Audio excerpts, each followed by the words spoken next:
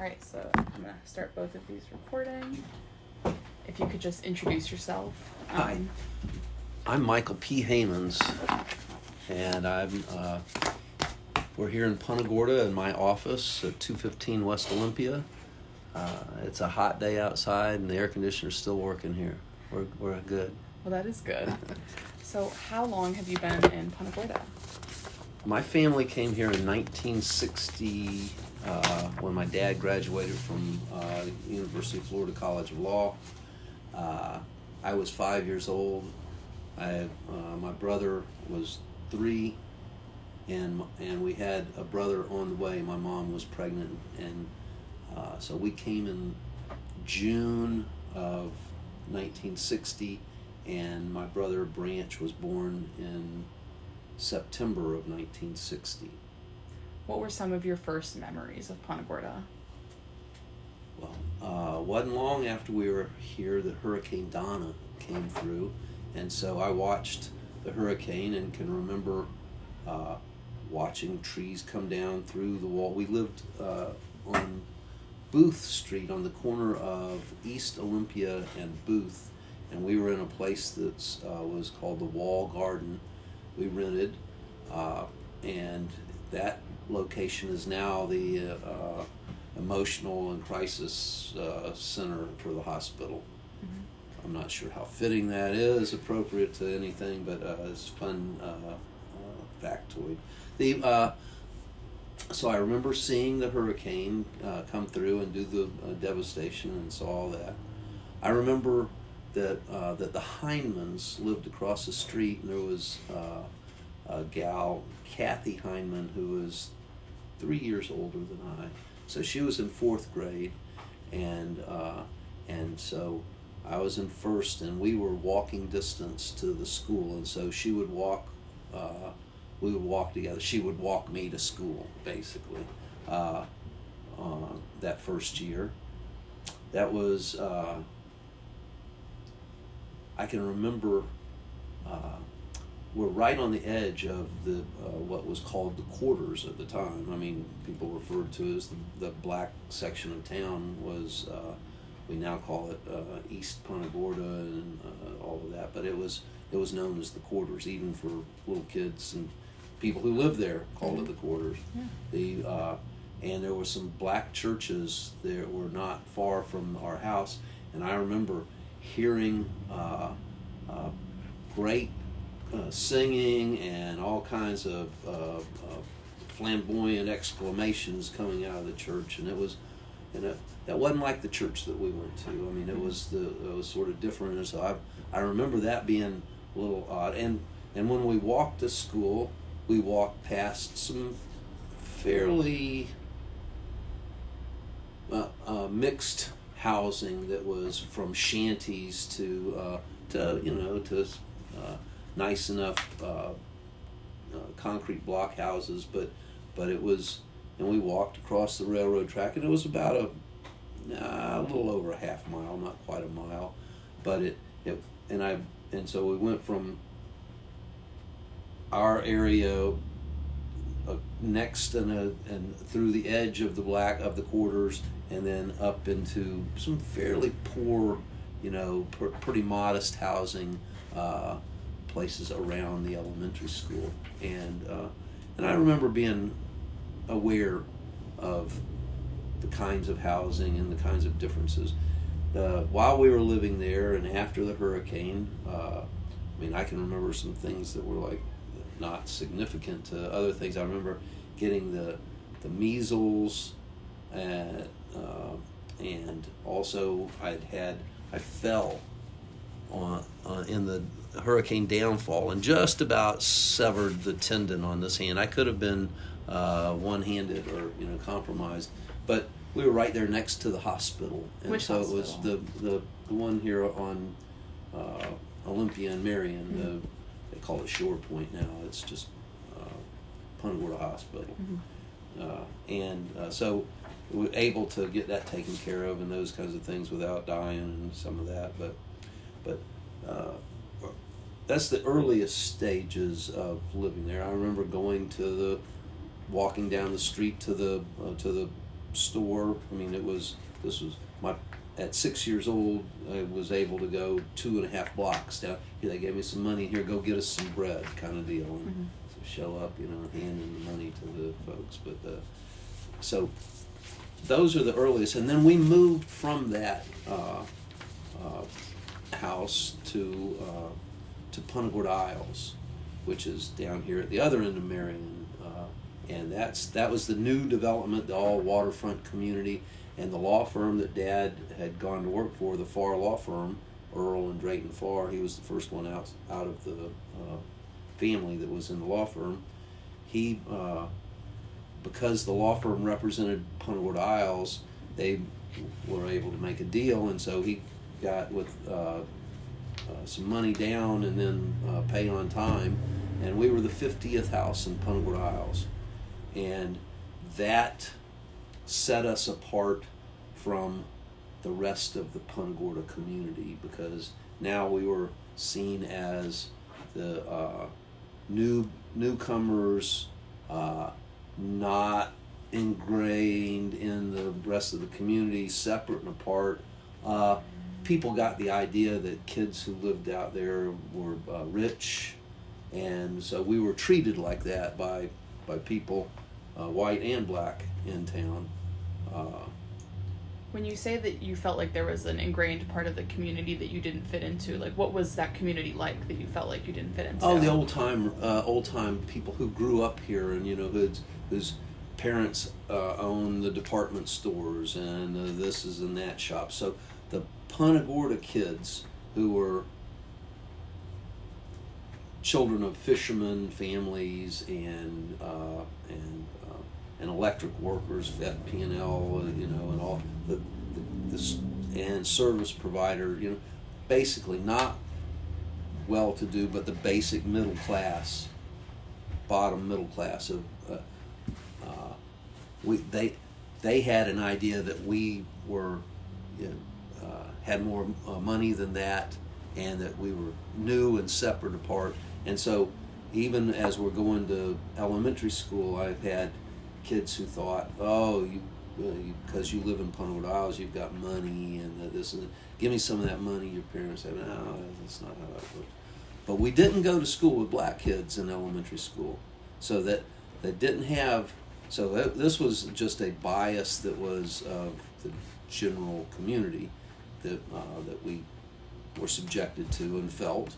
But we didn't have any real interaction with black kids because black kids didn't go to school with white kids. And where did you go to school? I went to Sally Jones Elementary, and so in 1960, till I matriculated, it was the elementary school, then junior high system. So we went elementary school through 6th grade, and then junior high was 7th, 8th, and 9th, and then high school was 10th, 11th, and 12th. The kids, the black kids, went to Baker Elementary, and the white kids went to Sally Jones, even if they lived, in different approximations. And I can remember being in school through 3rd grade and 4th grade, and I'd see a bus going by, because Sally Jones Elementary is right across the street from the junior high and high school, and I'd see a bus full of black kids go by every morning, and they'd keep going. They didn't stop at the high school. Well, where are they going? They go to school in Dunbar High, 25 miles south of here in Fort Myers, East Fort Myers. That, I didn't understand that. But children don't understand how those kind of what was going on. And, but while in elementary school, I was playing Pop Warner.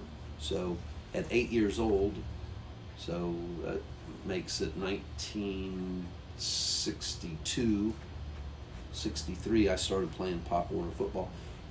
And there were black kids that also, not a lot of them, but a handful of black kids that were also playing Pop Warner football. And that was because of Vic Desgin.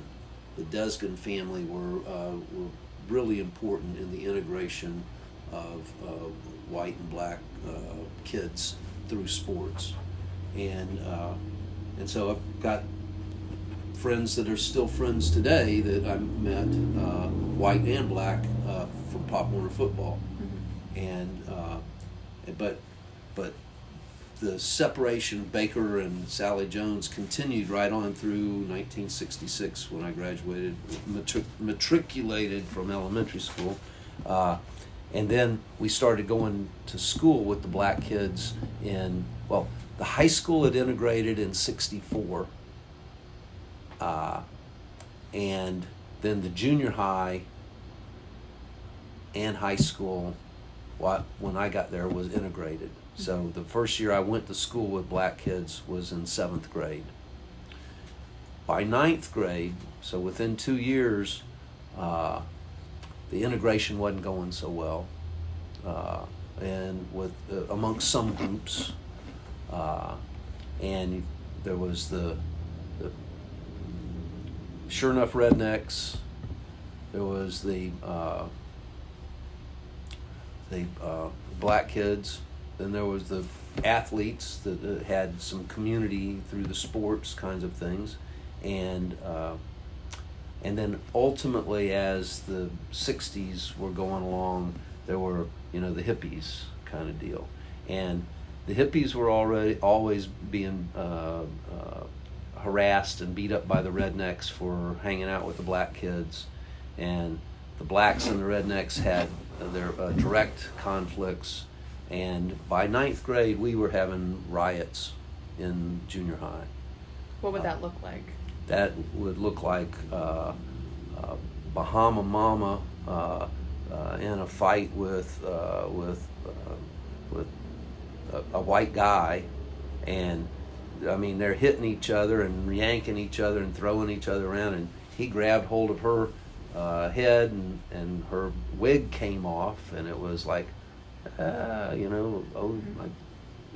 was, and that police officers came and broke the whole thing up, and from then on, that was the very first resource officers we had in the school, and they never left. They're still officers, cops in the schools today, and that started because of racial conflict in junior high. And so when that was going on, you'd see big fight and everybody rushes out and is standing around and watching it. Not that many people fighting, but the ones who were combatants were hard at it, and it was a spectacle.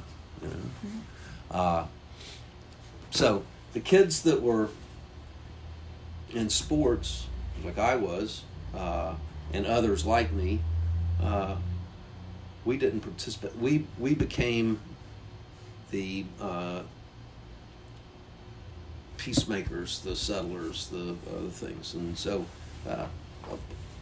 ultimately it didn't continue a violent matter. People who were violent got put out of school, but there was some continuing, tensions. I remember Barbara Cash, a black gal, in one of the English classes. This would have been in 10th or 11th grade. Passing me a note, said that she was interested and thought that I was cute and could we go out? And I was like, oh no, no, don't do that to me. But so even though I was engaged with and involved with and believed in equal rights and humanness, there was still peer pressures that would have made life miserable for. As a matter of fact, Wampus Wagner is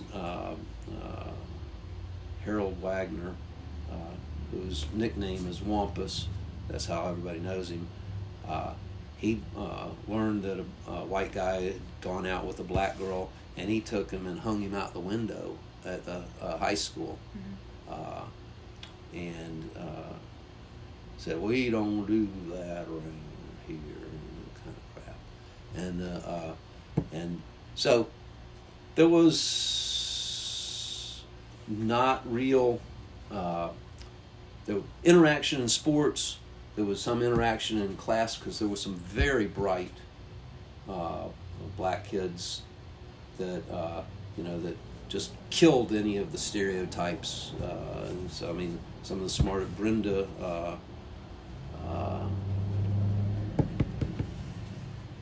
Graham, National, Honors Society, an officer in the class, and all those kinds of things. So some individuals who helped overcome the stereotypes, and a willing group that that understood some commonality and who were willing to go to bat for that commonality. And so there was definitely hard camps, rednecks, hippies, blacks, jocks.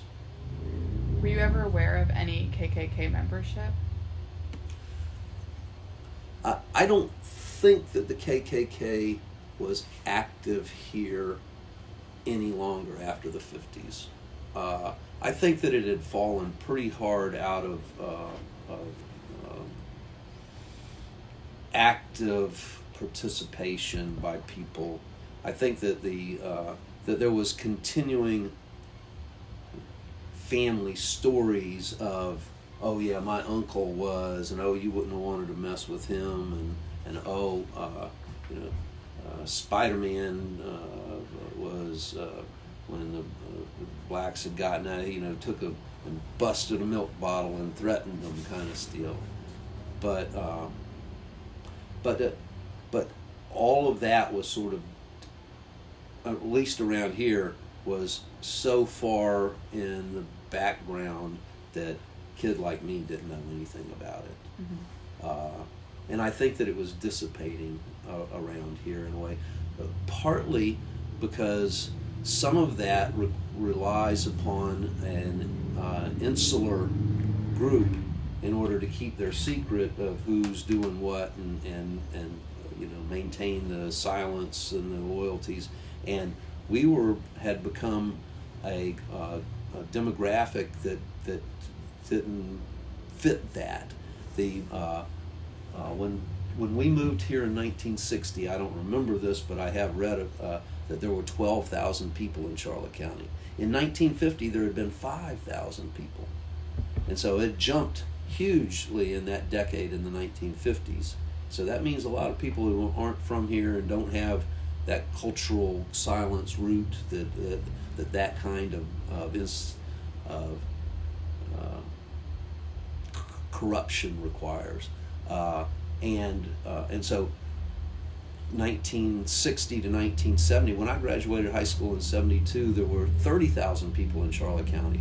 And so again, a tripling of the number. Once again, rootless people, not parts of groups that could actually pull that kind of thing off. And so the group that had that kind of insular ability was becoming much more of a minority and didn't have sway.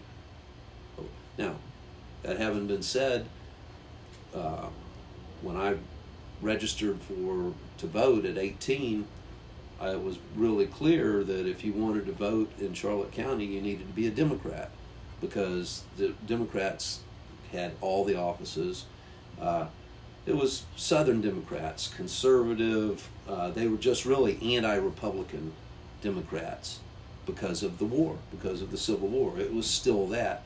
And I watched that change during the 1980s. But during that earlier period, the demographics, that's the point I'm trying to make here, is that the demographics didn't add up to being able to do that. There's also, and let me say that there was, and I don't know how this differs from other places, but the prominent white people in town, the lawyers, the even new lawyer that my dad was young, and I mean, the service people that we had come to the house were the black women and black men that helped do the gardens and such as that. And so there was some familial service relations that went pretty deep in the community. I mean, and they were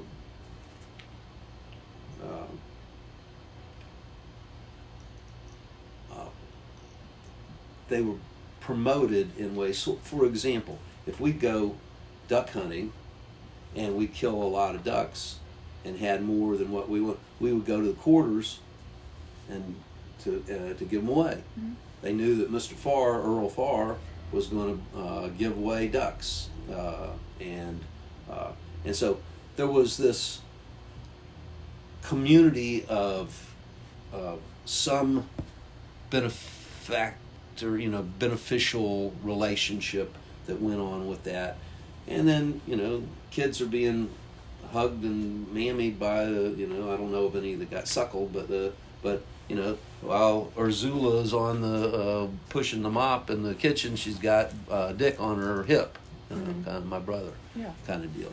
So it those kinds of relationships end up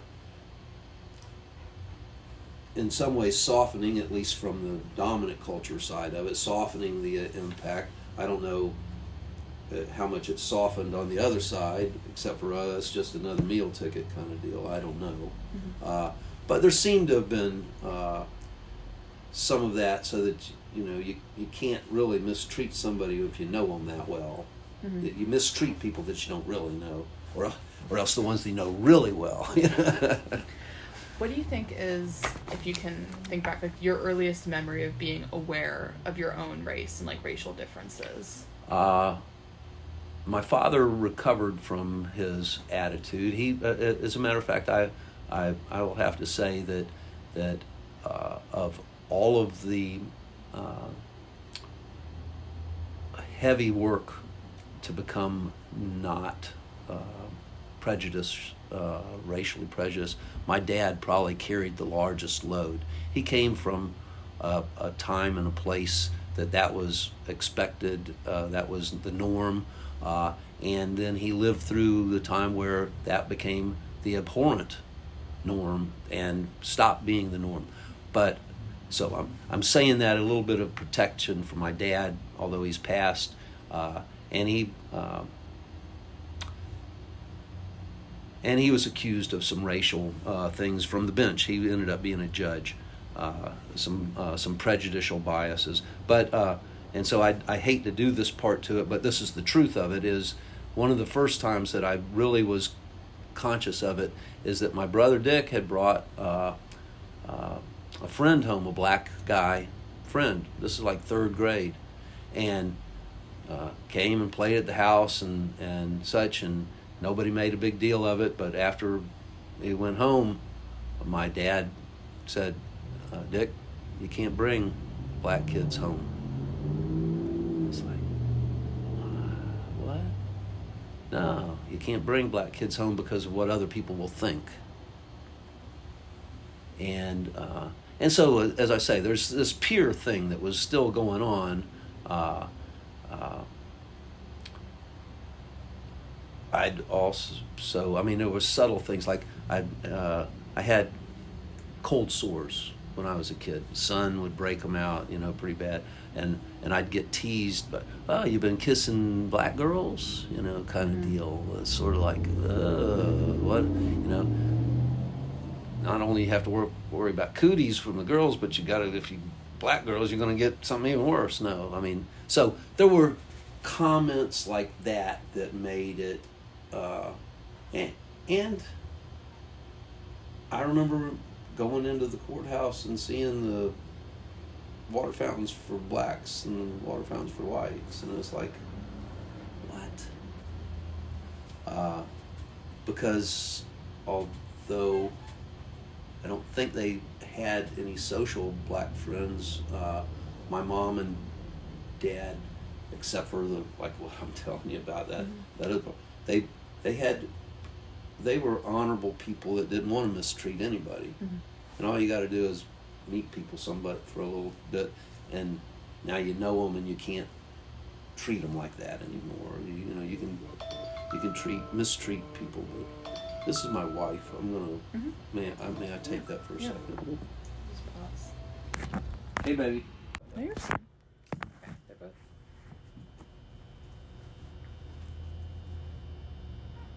Perfect. Okay. So, where we were, I wanted to ask, do you remember what some of the most popular, social gathering spots or clubs were when you were growing up here? Yeah. Scout House, which was on the building still exists. They call it the Bayfront Center, but it was the Scout House. One sec. This looks like it's not. Well, this one is, so. Yeah, you can fix it.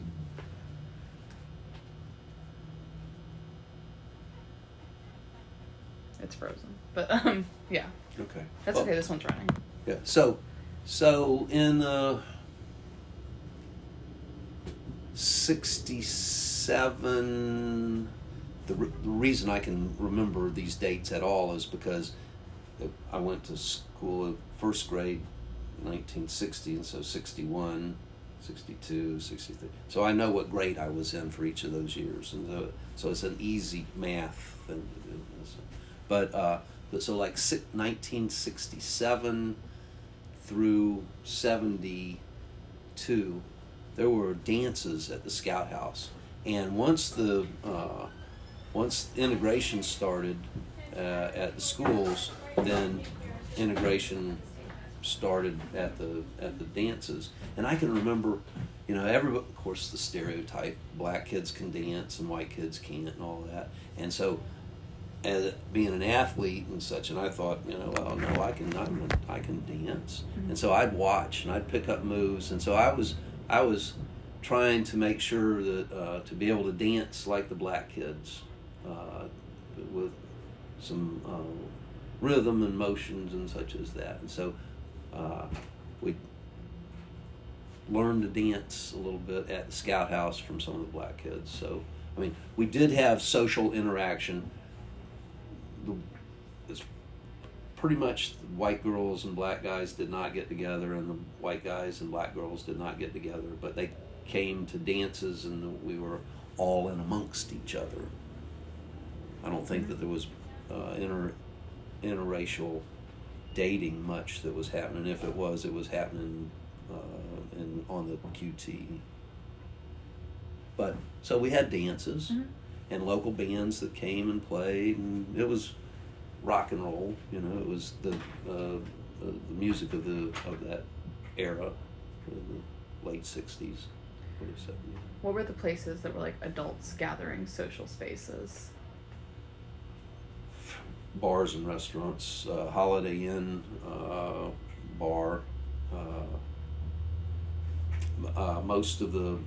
There was some knife and gun clubs around. You know what those are? When you go to it's a bar, when you get there and they ask you if you got a knife or a gun, and if you don't have one, they'll give you one. Yeah, that kind of rough. There was some rough places around, and some people, young people from some cultural backwashes, think that fighting is recreational, and so there were people out looking for fights all the time, mm-hmm. At these places, just for recreation. I don't remember there being major black and white issues. They just simply didn't go to the same places. The black people stayed pretty much in the quarters as opposed to coming out to the other institutions and such. Mm-hmm. Well, they didn't get, avoided conflicts that way, and there's a little bit of birds of a feather that is fair, mm-hmm.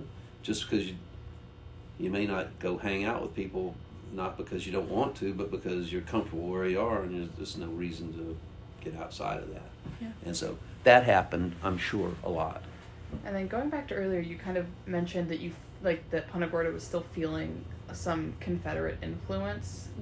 How did you see that Confederate influence in Punta Gorda, or feel it? Oh, everybody was Democrats until we got overrun by all of the people who moved down from the north, and the politics had become such that the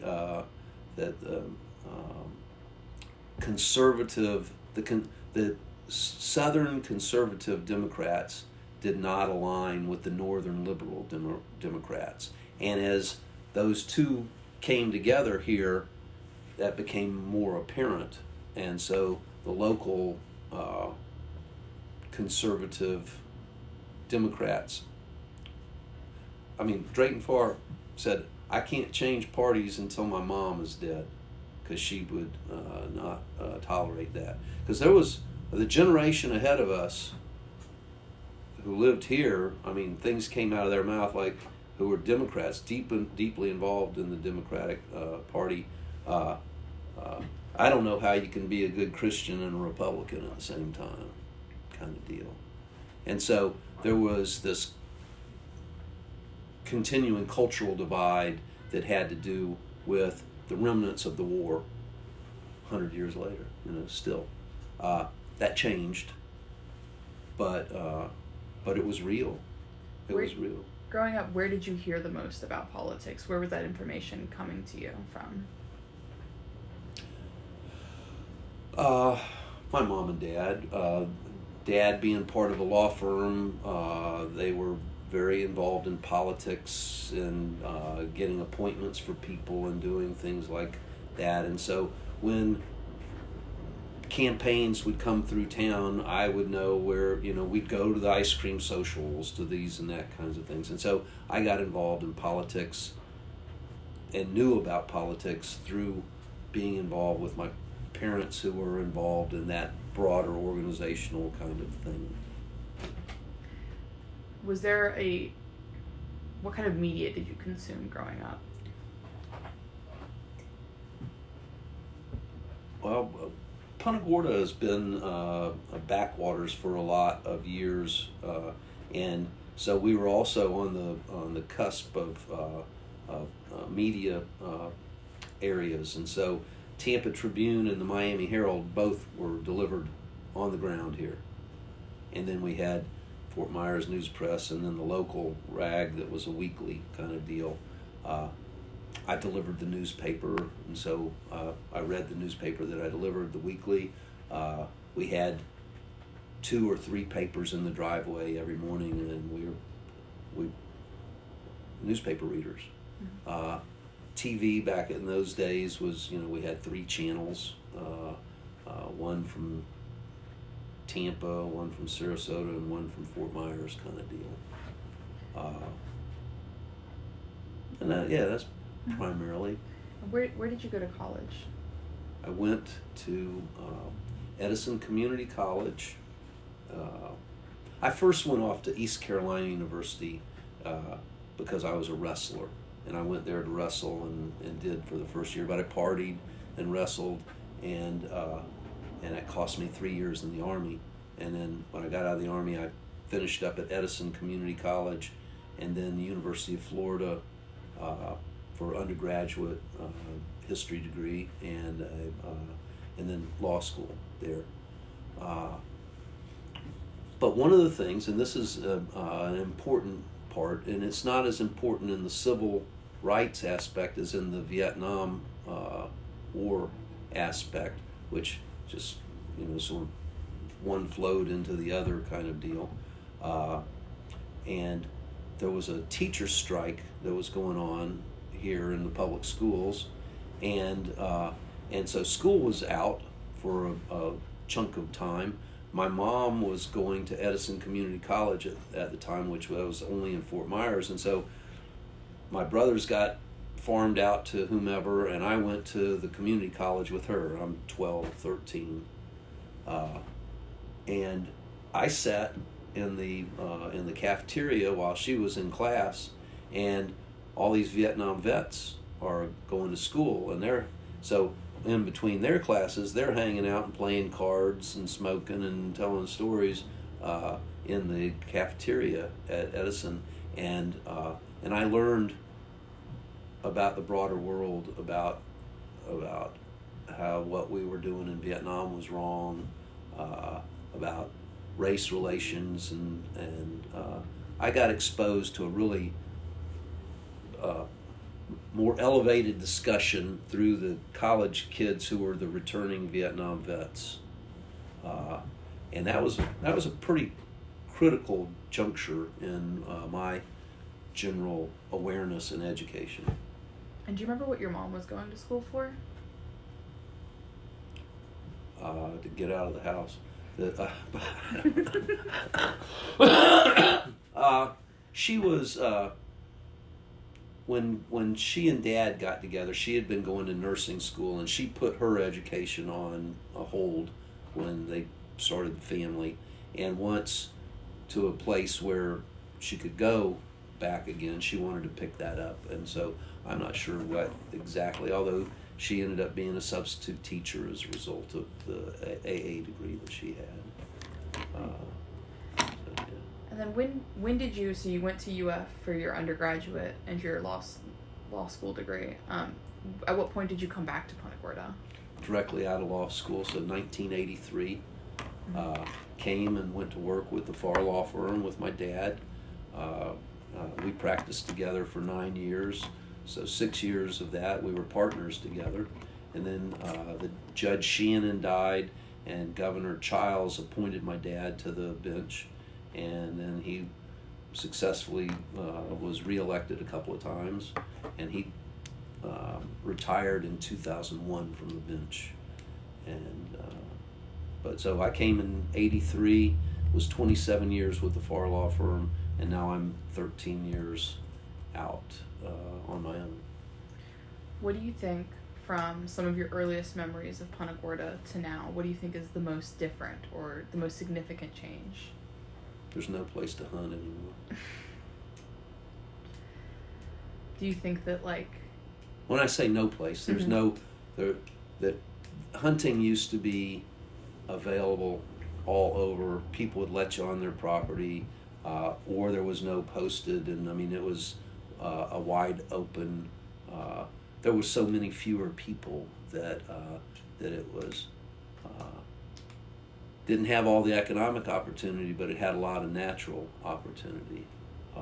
That's the biggest difference, is that this has become urban suburban, and it used to be village rural.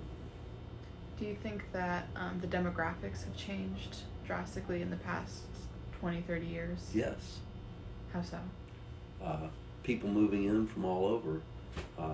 There's here in Charlotte County, there's been an estimate that that 50% of the population turns over every 8 years, and so we have a huge population of people that really don't know where they are, that don't know the histories, that don't have inner familial and inner community connections, and so that's led to a failure in civil discourse, because people are willing to say things because they don't, if you're in a small town with community, you call somebody some kind of horrible name, and your aunt says, that's your cousin you're talking about, kind of deal. Yeah. So when people don't have a governor of community norms and expectations of civility, because they're here and they're not from here, they don't like the way they think every problem that they recognize nobody else has ever tried to do anything about, and everybody must be idiots, and they want to make it like where they left. And, yeah. Well, I think we're almost to the end. Is there anything you haven't said that you think should be said?